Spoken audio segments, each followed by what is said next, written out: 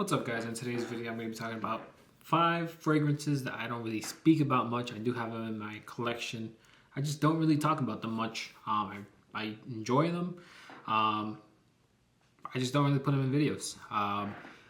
Let me know what fragrances you have that you kind of just don't really mention to people, or just even mention in comments most of the time when you're recommending stuff. I'll go ahead and start off with Fougère d'Argent. I feel like it's been a while since I've spoken about this fragrance. It's actually been a while since I've worn this fragrance. And I'm not gonna lie, sometimes I kind of forget that I have this fragrance in my collection. Just because of the ways I have my Tom Ford fragrances, they're kind of just like all lined up and I'm not really looking at them. But now that it's starting to get a little bit warmer, I might go ahead and wear this one tomorrow. Just because it's been a while. I think last time I wore it was before Christmas. So it's definitely been a few months already. It doesn't feel like it's been that long, but it's been in my collection for a few months now, and I've only worn it maybe a couple times. Next, let's go ahead and put some honorable mentions in here, just because these aren't really fragrances you could buy. These are 2 fragrances I created in Olfactory Factory, New York City, or Olfactory, New York City. I actually don't reach for them much, specifically just because I don't want them to go to waste. So Rocky, I've had for about 3 or 4 years now. It smells great. It smells like Vanilla Oud by Vertus. So if you've smelled that fragrance, that's kind of what this one smells like. I would say it's like a mix of Vertus Vanilla Oud with a little bit of Aventus, just because I remember I was trying to make something that smelled like Aventus but different. And that's kind of what this smells like. I would say it leans more towards Vertus though. Erebus, you guys saw me make this fragrance on video, but haven't really worn it too much. I think I've actually worn it the one time. And I've just been getting more fragrances. So I haven't really reached for it since the initial wearing. I'm about to take a shower, but I'll go ahead and spray it on myself.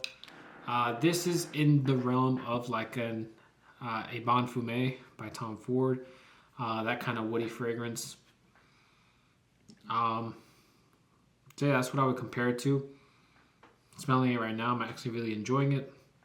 This kind of smells like it'd be like a redwood kind of fragrance, if that even makes sense. Like if you think about what a redwood tree would smell like, I've never smelled one, but I feel like this is what it would smell like. All right, let's go ahead and get back to actual fragrances. This is a Creed fragrance I don't really talk about too often. It's actually one of my fiance's favorite fragrances that I have in my collection. It's Original Santal. Again, it's one of those, well, look at the level. I don't really wear it too much. I wear this more for her. I go nose blind to this one very quickly.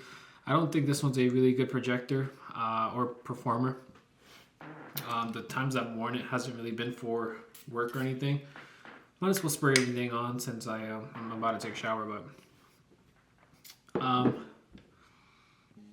I enjoy the fragrance. I used to have Mont Blanc's Individual that a lot of people recommend, or well, I guess you could say recommend.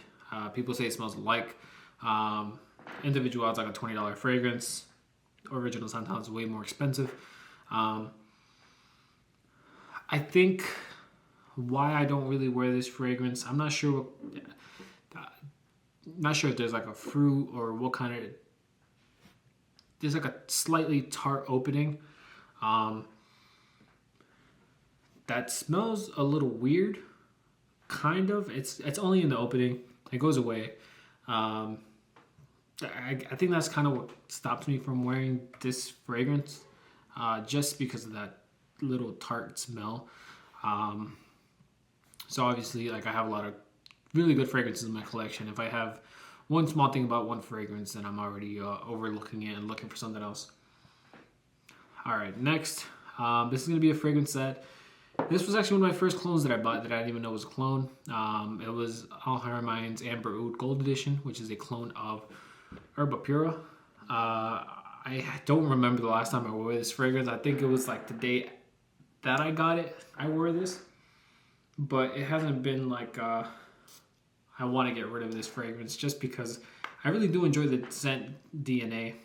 And it's a really good fragrance. It's just really strong. I definitely have to be in the mood to wear this fragrance. And it just seems like I have not been in the mood. I've thought about wearing this a few times. I kind of see it, but then I'm like, oh, I'll wear it, the next day or the next week. And it's been a few months of that. So yeah, Herba Pura is definitely one that I don't really talk about much just because I don't really wear it much. But it's a DNA that's actually been very, it's been a staple in my fragrance journey for sure. Just because I thought that All Harmine fragrance was like one of the best smelling fragrances I've smelled. And that was out of Perfumes for You. And that was before I even knew that they were trying to rob you over there. But yeah, this is a really good scent. Just haven't really worn it in a while. It's been months. Next, this is another fragrance that I kind of wear very... I think I talk about this one a little bit more, but I don't wear it too much. I used to not really like it. I used to have this clone called Tres Nuit. I didn't even know there was a clone of this fragrance like years ago. I thought that fragrance sucked. So if you do have Tres Nuit and you enjoy it, Green Irish Tweed is way better than that fragrance. So very masculine. This is another one that my fiance really loves. She loves when I wear it, so I kind of wear this one for her as well. As well as I've been, actually, the last few wearings, I've really been enjoying this fragrance. When I first got it, I was kind of okay with it, but I've definitely loved this fragrance a bit more. I just don't really wear it too much. I think it's one of those that I'm getting a lot of fragrances in, so I'll wear that. I'll wear something a little bit more interesting, but definitely days that I don't really want to smell too crazy. Going to work, something professional, masculine. I'm going for Green Irish Tweed by Creed. But my fiance loves this one. And lastly, it's one of my favorite fragrances that I don't wear too often. It's probably because I don't really want to spend all the juice in the fragrance, even though I could easily just buy another one. This is going to be Intoxicated by Killian. It's also a weird one for list-wise because it's not a very easy-to-wear fragrance. Like, even though it's easy to wear, it's kind of hard to wear. Like, you got to be specific on where you want to wear this fragrance.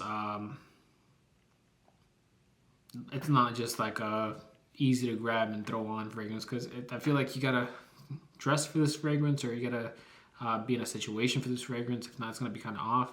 Very powdery, grandma-like.